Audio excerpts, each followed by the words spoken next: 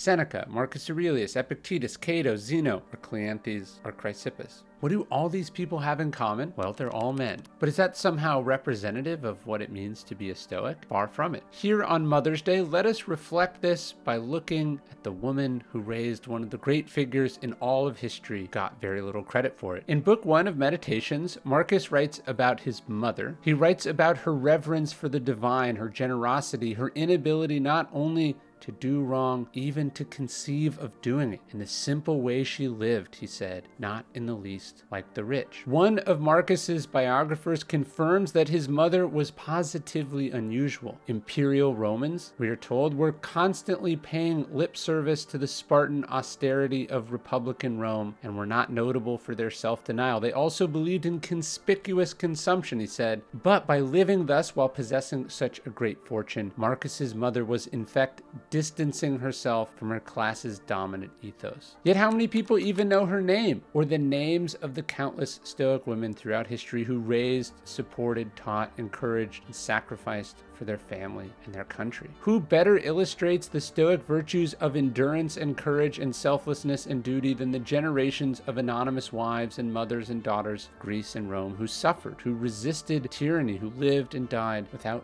ever being recognized for their quiet heroism? Think of what they put up with. Think of the indignities they tolerated. Think of the sacrifices they were willing to make. That's sort of the problem. We don't think about that. And so as we celebrate Mother's Day, let us think about how they have shaped history as much as, if not more, than the famous Stoics we read and talk so much about here. And certainly they put up with being underappreciated, misunderstood, taken for granted, and being deprived of many critical rights. And they did all that on top of having to give birth, knowing that they might well die going into it. The fact that they did this, along with countless other sacrifices and daily obligations, and did so bravely and patiently for so long, is proof that they are true Stoics, and they not only deserve our respect for it, but they have a thing or two to teach everyone else about focusing only on what you can control really looks like.